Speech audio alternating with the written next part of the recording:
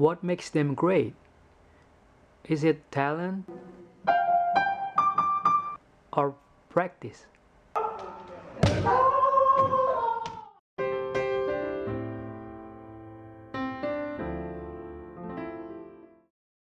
Is there any evidence for talent? And in most cases, where you look and you see someone who's done really well, it turns out they've also practiced a lot more than the other people. So where we know practice improves performance, it seems strange to then attribute it to talent.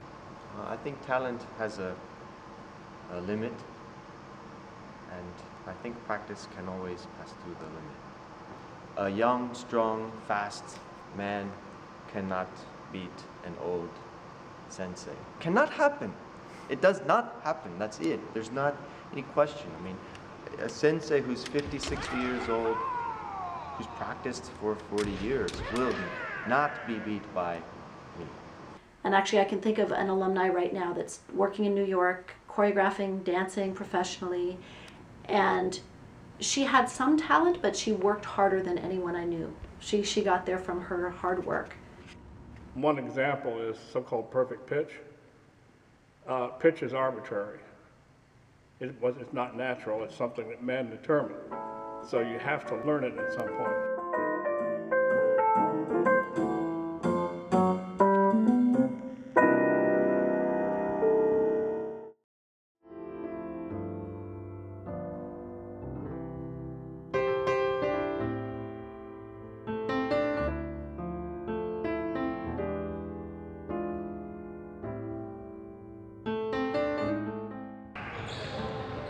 Living in a cave doesn't make you a geologist. Not all practice makes perfect. A person needs a specific type of practice, which is deliberate practice, in order to gain expertise. So deliberate practice is the idea that it's not simply a matter of practicing a skill. You have to do it in a specific way, which is monitoring carefully your performance and adjusting it. And you often need a coach for this. So it's the difference between going out and play. If you wanted to become an expert basketball player, you could go and play basketball a lot, which most of us would enjoy doing, but that's not the same. A deliberate practice would be something like what Michael Jordan used to do when he was practicing. He'd go to the same place on the court, turn around, and jump and take a shot, and then he'd get the ball and he'd do it again and again and again, up to 100 or 200 times from exactly that spot, carefully thinking about how hard he was jumping, how hard he was shooting, until he learned exactly how to shoot from that position on the court. So that is a much more fine, deliberate practice. A lot of times students want to do sort of the fun, big movement things, but actually what's really important is doing the very basic foundational movement over and over until your body can really understand it. So I think deliberate practice is very important. And the other part of deliberate would be slow and deliberate. And I often use a sort of a Zen-like phrase with my students: don't drive faster than your headlights. Make sure that you're going at a speed where you can get to the next note without hesitating. Because it's not the event itself, it's the preparation and the transition from one event to another that brings about fluency. When it comes to practice, I don't tell somebody they have to practice a certain amount of time.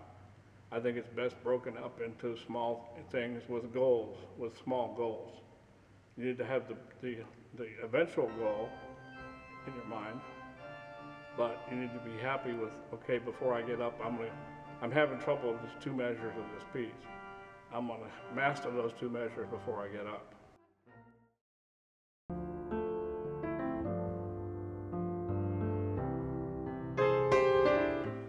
Practically, the opportunity to have a high quality of practicing is dependent on parents, coaches, or mentors. Full speed, so don't let them have all of it, okay? And if he does nuki, so nuki. Just don't fight. Just step out of the way. In Kendo, generally, the mentor will have 40 years of experience.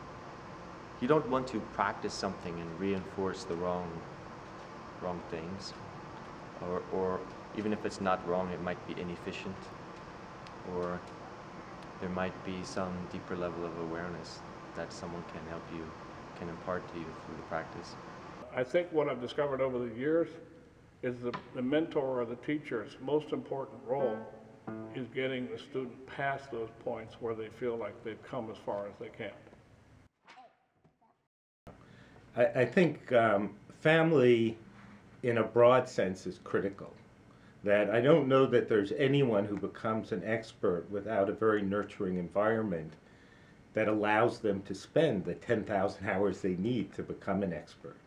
So it's an incredible imposition, both financial and social, on the unit, you know, the family unit or friends or however they're living, for someone to become an expert.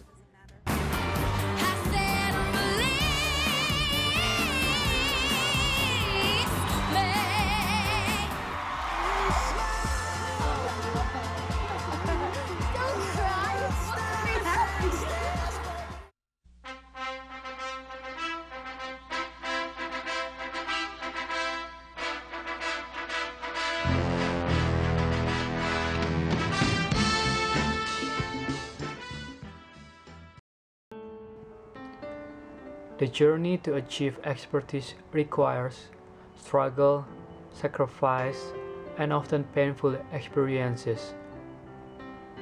It is neither for the faint of heart nor for the impatient.